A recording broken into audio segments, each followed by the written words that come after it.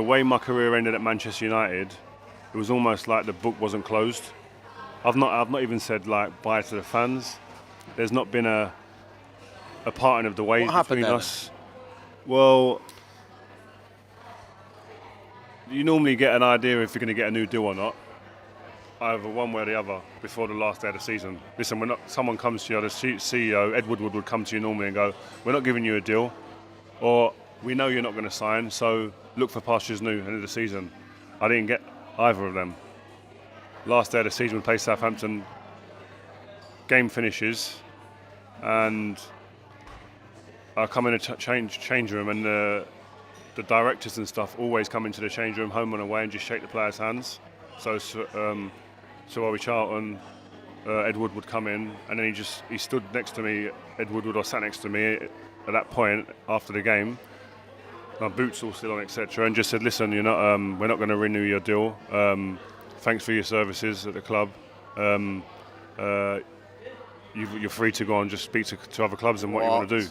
And I was like, "Wow, is that the way it's going to end?" Why like that? For someone that had done as much as you. No, that was what I thought. Like, well, surely you could have given me a heads up before, and so I could have actually had a little bit of a goodbye. Did you say that to the fans? I did it at a later date, yeah.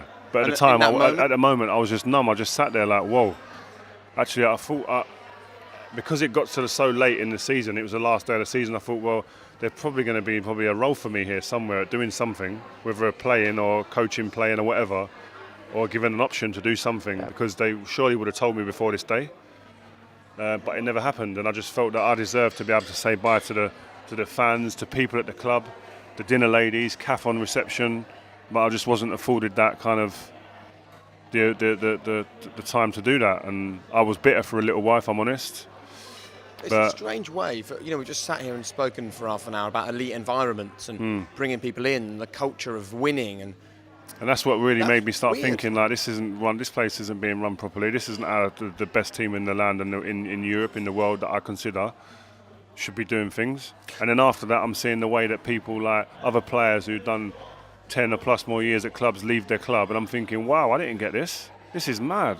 Like, and so when we talk about during that period when the culture was really, really firing and high performing, how did people handle exits then? So when it was, I'm trying to think of examples.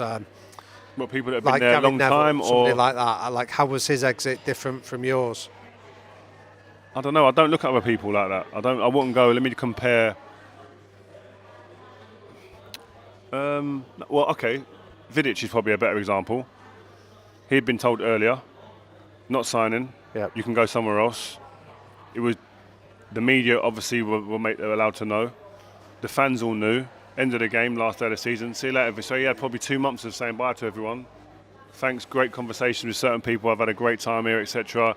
The fans clapped him off, deservedly so.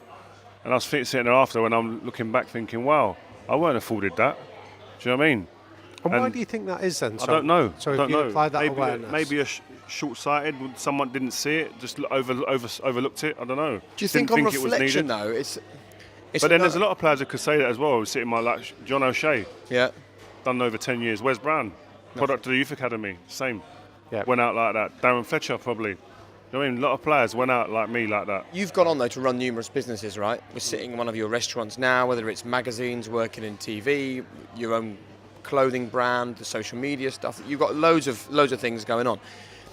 Isn't that another sort of weirdly fortunate opportunity where being shown the right way to do stuff is fantastic, but sometimes getting a lesson in life in the wrong way to do it is again a brilliant lesson for you personally, because you now know when you're working with other people how not to do it. Other people's feelings, Absolutely. people's how they you can see it and think. Fast forward, how would they react to that? And a lot of the decisions that I make, whether it's through business and whatnot that I'm involved in, when I'm talking to people, I do consider their feelings a lot more. I'm a lot more aware. Again, awareness. I'm a lot more aware of feelings and how I approach a situation and how they might feel when the situation's been addressed.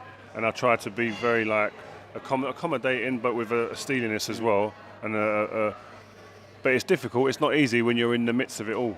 So sometimes you've got to try and take a step back to do that. But I mean, going to QPR was probably one of the best things I've done, because at the time I wanted to be a manager.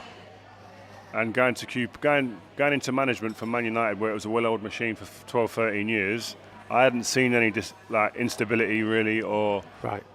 problems. The place just run itself with his eyes closed. Fergie could have gone away for a couple of days. No one he wouldn't notice mainly. But got to QPR and I saw a lot of how it shouldn't be run, how things shouldn't be done. What was wrong then? How shouldn't it be done? What did you learn there? Yeah, communication from the top to the bottom of the place. No one communicated. No one was singing from the same hymn sheet, whether it's the coaching staff and players. Players didn't believe in the management. Remember you telling me you were surprised that suddenly the players were talking about money? Yeah, that simple thing like that. I've never spoken about money before in my life in a change room, ever. Yep. None of this like, what are you on? Oh, I'm on 60 grand a week. Flipping hell, I'm going to sit here for 3 years, don't care. I'm hearing these type of conversations. I'm sitting there going, wow, what is this? This is alien to me. That's why you are who you are. That's why you're here. That's why you've not fulfilled potential. And did you tell them that? Would you have those I'd same say conversations that you'd had at people United? that I wanted to have their conversation. Because listen, fortunately at Man United, I was fully invested, committed to everything to win, to be successful at Man United. And when you go to somewhere like QPR and you're hearing all this stuff and this negativity's flying about, it's like, how do you become committed to that? How do you invest in that? And it becomes draining, and it's like, this ain't going nowhere. So you kind of almost disengage, and you're like, wow, listen, these guys, so you try and just pull people on the sly. Listen, that situation, you could have dealt with that so much differently. Like, have you thought about maybe doing it like this? Yeah, I know, but I just got caught up at the moment, and blah, blah, the emotions got the better of me, or some of them just didn't care. So you're fighting a losing battle, and so I thought to myself, wow, this is the best thing I've done coming here. It's the worst thing, because I've had a nightmare of a time here. But I've seen now, because I'm not going to go in and be a manager at Man United straight away. I will come to this type of level or lower. And I've seen now what it can run like, and I'm much more aware again of what I'm going into. And did that put you off going into management or tempt you to do that? I still wanted to, and obviously the situation that happened off the field with me in my private life determined that I wasn't going to go into management, and I won't go into management. So, but that whet my appetite even more. I'm filled with more. I've got more weapons now. I know what to expect. And I wonder whether what happened with your wife, your first wife Rebecca, passing away, actually means that despite all the stuff that you've done, all the things you've seen, all your successes, again, it's something that nobody wants to go through, but you're the kind of person that learns from every opportunity or every eventuality in your life, and that maybe this was a reminder at the right time for you that after an amazing career, actually family and being there now for your kids and being there with Kate, and maybe that now becomes the most important thing in your life. Yeah, it is, 100%. Listen,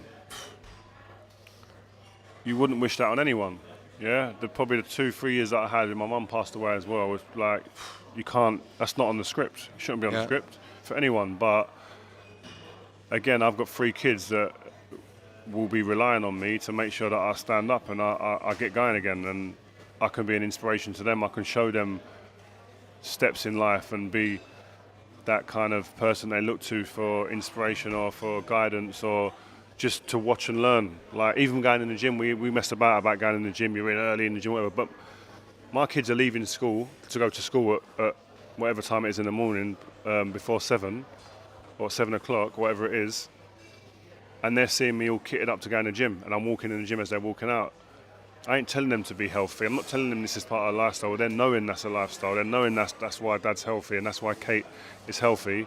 That's part of it. They need to see that repetition, regular, of doing this type of thing that becomes a lifestyle. It's not a chore.